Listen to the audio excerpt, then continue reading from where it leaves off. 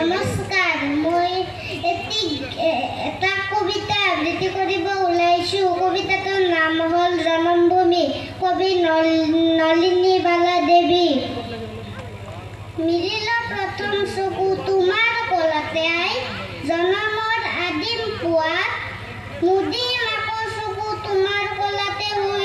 জীৱনৰ হে সন্ধিয়াত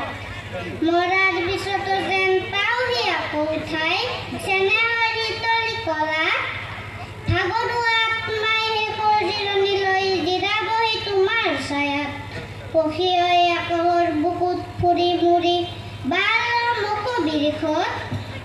পুৱতিৰ লগে লগে যোগান তোমাক নিতে